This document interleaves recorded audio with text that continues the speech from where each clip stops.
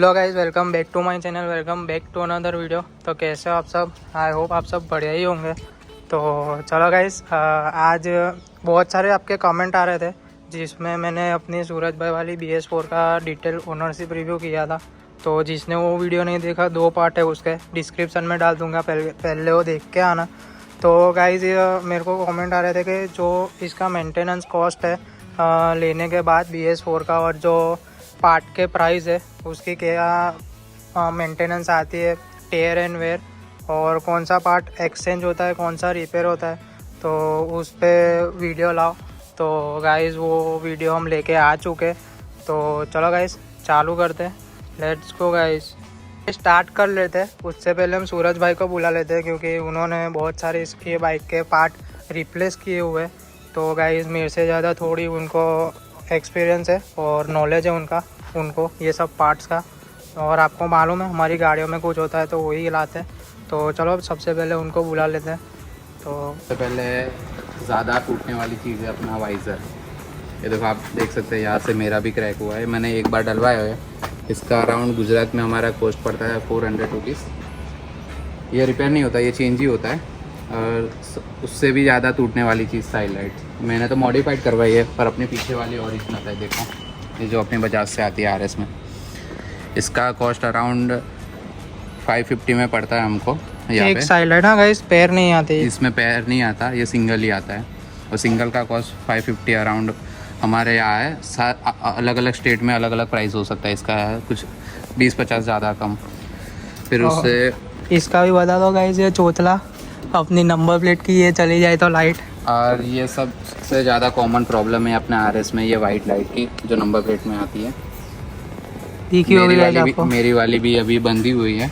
ये अपना part change या वो नहीं होता, पूरा रिप्लेस ही करना पड़ता है। इसका अराउंड 2000 से 3000 तक मिल जाएगा आपको। और ये पार्ट आपको अवेलेबल में नहीं मिलेगा, अगर आपका कभी ख़राब होता है तो आपको ऑर्डर पर ही मंगवाना पड़ेगा। फिर उसके बाद मेंटेनेंस में सबसे ज़्यादा आती है इसके ब्रेक पैड्स। पीछे के, आगे के ज़्यादा नहीं घिसते, पर पीछे के बहुत जल्दी घिस जाते हैं। और उसके बाद आता है आगे का ब्रेक पैड के पीछे की कॉस्ट क्या रहेगी सूरज में अपने को RS में सबसे चीपेस्ट ब्रेक कॉस्ट है वो 250 के अराउंड पीछे के, और आगे के 150-200 के अंदर ही मिल जाएगा आपको। कोई भी हो, BS6 हो, BS3 हो या BS4 हो, आपको सभी के सेम ही मिलेंगे। फिर इसका ये गट्ठा, जैसे कि हमने अभी रिपेयर करते टाइम उसको ख़राब कर दिया था, जिसके हमारा ब्रेक फेल हो चुका है। ये पूरा आपको लेना हो कैलिपर, तो आगे का कैलिपर कुछ 2500 के आसपास है, और पीछे का 1500 के आसपास। और गाइस, दूसरी सबसे खतरनाक चीज़ ये अपना फेस मास्क। ये ज़्यादातर एक्सीडेंट होते हैं गाड़ी, तो सबसे पहले यही टूट जाए। तो ये भी समथिंग हमारे यहाँ, तो यहाँ पे इसका 2500 चार्ज है, बट अदर स्टेट में शायद इसका 3000 रुपये भी लेते हैं। फिर उसके बाद आता है मीटर। और मीटर का हमने जैसे बताया कि अभी पैंथर बाइक में हमने चेंज करवाया था, वैसा सेम मेरे बाइक में भी मैंने 1 साल पहले करवाया था। और देख सकते हैं आप, ये क्रैक वापस से आ चुका है। उस दिन मेरे से ऑयल गिर गया था उसकी वजह से, तो ये भी मेरे को चेंज करना पड़ेगा। इसका कॉस्ट 350 अराउंड है हमारे यहाँ पे। एग्जैक्टली इसका चेंज होता रहता है हर बार GST के साथ। और अपना मीटर जो अगर ख़राब हो जाता है तो 6 से 5000 रुपये तक का खर्चा हो सकता है अपने को। और उसके बाद आता है दूसरा मेंटेनेंस चीज़, ये अगर बाइक अपनी गिर जाती है किसी की गलती से, तो सबसे पहले ये टूट जाएगा या मुड़ जाएगा। तो ये अपना ब्रेक साइड का आता है, फ्रंट ब्रेक का, वो आता है 150 से 180 रुपीज़ का। इससे ज़्यादा महंगा नहीं आएगा कोई भी स्टेट में, क्योंकि ये ज़्यादा बिकने वाला चीज़ है। फिर आता है क्लच साइड, ये आपको महंगा पड़ सकता है। ये अराउंड एक सिंगल लीवर ही आपका 250 से 280 रुपीज़ का आता है। और उसके बाद टूटने वाला ये वही क्लच की, इसका भी वही कॉस्ट है 250 से 280 अराउंड। और ये भी मुड़ जाता है ना अपने में तो। और ये अपना गियर लीवर भी देखो, ये थोड़ा सा ही ढक है, क्योंकि मेरी बाइक भी एक बार गिर चुकी थी, पर मेरा इतना लूज़ नहीं है। और टाइम टू टाइम इसके सर्विस में ये भी चेंज करवा लिया करो, कि मतलब मेंटेन करवा लो इसका। ये अगर लूज़ हो जाएगा तो आपको गियर शिफ्टिंग बहुत हार्ड लगेगी। तो इसके बाद अपना मेंटेनेंस में पार्ट्स आता है, वो ये हर बार अपना सब बहुत जल्दी तो नहीं आता, ये ड्राइविंग स्टाइल पर डिपेंड करता है, पर अराउंड 10,000 से 15,000 किलोमीटर्स पर ये आ ही जाएगा। चेंज प्रॉकेट के बाद हो रही है गाइस। ये देखो, मेरा भी ख़त्म हो चुका है। या आपको यहाँ से भी पता चल जाएगा। इधर सेटिंग आती है, देखो चेंज। मेरा भी 42 पर अभी लगा हुआ है सेटिंग। मैं अभी चेंज ही करवाने वाला हूँ कुछ दिनों में। अभी चल रहा है इसलिए मैं चला रहा हूँ, क्योंकि ये ऐसे तो करना नहीं चाहिए, क्योंकि ये चेन कभी भी टूट सकता है। मैं इसलिए अभी ज़्यादा हाई स्पीडिंग पे गाड़ी भी नहीं चलाता और कटिंग भी नहीं करता, क्योंकि ये टूट जाएगा तो बाइक स्किड भी हो सकती है और एक्सीडेंट भी हो सकता है बड़ा वाला। इसका कॉस्ट अपने को पड़ेगा, मेरा BS4 है तो इसका कंपनी से 2300 से 2500 रुपये का आ सकता है, और अगर BS6 है तो महंगा भी होगा। 3700 के आसपास का है। तो सभी BS4 है। इसमें क्या है, पार्ट सेम लगता है पर पार्ट नंबर अलग होता है, इसकी वजह से उसका GST अलग से लगता है। तो हमारे यहाँ BS4 का अभी 2300 रुपये है, और लगाने के साथ 3000 रुपये इसका हो जाता है। और अगर यही चीज़ BS6 में डालोगे तो 4000 रुपये जितना अपना कॉस्ट बैठ जाएगा। ये इसमें ये चेन, ये बड़ा स्पॉकेट और छोटा स्पॉकेट तीनों चेंज हो जाएगा। इसमें ये रिप्लेस नहीं करते, पूरा नया ही डालते।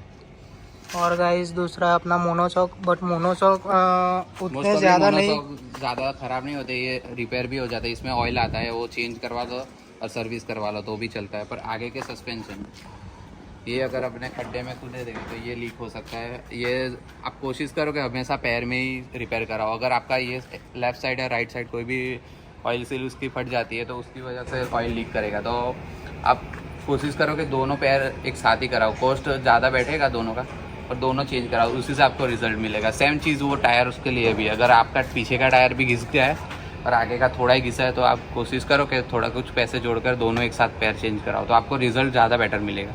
अगर आप आगे का पुराना और पीछे का नया डालोगे तो भी आपकी गाड़ी में वो परफॉर्मेंस नहीं आएगा। और गाइस ये चीज़ भी है कि अगर आपके डिस्प्ले पर ज़्यादा मार्क आ जाते हैं, ये घिस जाती है। अगर आप पुराने ब्रेक पैड्स ज़्यादा टाइम चला लोगे, आपका ध्यान नहीं रहेगा तो ये पूरा उस पर मार्क आ जाएगा। इससे क्या होता है, ब्रेक में इशू तो नहीं आ सकते पर ब्रेक बाइट नहीं आएगी, आपको ABS ज़्यादा किकिंग करने लगेगा। तो ये भी चेंज करना हो तो ये सिंगल पैर समथिंग 800 से 1200 रुपये का आता है आगे का, और सेम वही प्राइस में तो पीछे का भी आ सकता है। अगर ज़्यादातर पीछे का घिस जाता है तो वो रिप्लेस्ड ही होता है। RS में मेजर प्रॉब्लम है, देखो मेरा भी घिस चुका हुआ है। मैं भी शायद कोशिश करूँगा कि चेन सेट जब भी अपना लगे तभी उसको स्पॉकेट के साथ ही डला दूँ, क्योंकि ये व्हील एक ही बार खुलेगा, बार बार खुलने वाला नहीं है। और इसका एग्जॉस्ट का कवर भी गाइस रिप्लेसेबल है। हाँ ये है, देखो जैसे कि मेरा स्कीड कर गया था तो ये स्क्रैच आ गया था। अभी मेरे को ये रिपेयर नहीं करवाना, ये पूरा पार्ट इतना अलग से मिलता है। उसका ज़्यादा कॉस्ट नहीं आता, 350 से 500 के अंदर ही आ जाता है। और दूसरा मेजर प्रॉब्लम स्टीयरिंग का आता है, कॉन्सेट का चपना लगता है पूरा, क्योंकि RS में ये 1-2 साल से ज़्यादा गाड़ी चलाओगे तो कॉन्सेट का प्रॉब्लम आना ही आना है सभी में। खट खट खट यूँ बोले आप। हाँ, जैसे आप खड्डे में जाओगे लगाओगे तो, या खड्डे में गाड़ी जाएगी तो खट खट उसका बोलेगा, स्टीयरिंग भी आपको हार्ड लगने लगेगा। तो उसका आप समझ लो कि आपको कॉन्सेट का खर्चा आ चुका है। और कॉन्सेट का खर्चा आता है तो उसका सिर्फ पार्ट का ही एस्टिमेट बिठा लो कि 700 से 800 रुपये का आपका कॉन्सेट आ जाएगा। पर उसको बिठाने का लेबर ज़्यादा होगा, क्योंकि इसके लिए पूरा स्विंग आर्म खुलेगा और स्टीयरिंग भी अपना खुलेगा। तो एक दिन का टाइम भी आप पकड़ के चलो अगर आपको स्टीयरिंग का खर्चा है तो, और उससे 2000 रुपये का कॉस्ट भी बिट जाएगा। और दूसरी अपना ये स्टीयरिंग पाइप, जैसे कि आपने अभी कुछ दिनों पहले देखा कि मैंने पाइप चेंज कराया था। ये कई बार बस गाड़ी ज़ोर से गिरी है या फिर स्किड करके भी गिरी हो तो ये बैंड हो जाता है यहाँ से। तो ये पाइप अपना आया था समथिंग कुछ 250 के अराउंड, और ये इस साइड का भी आता है।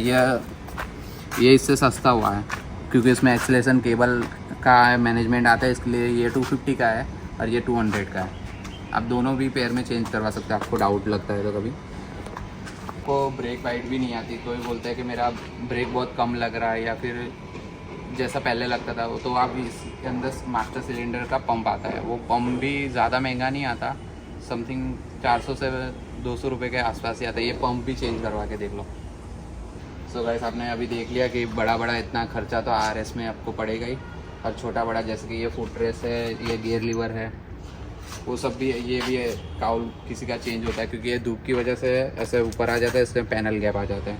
तो ये भी आपकी मर्ज़ी है, ये ज़्यादा महंगा नहीं, 220 के अराउंड आता है।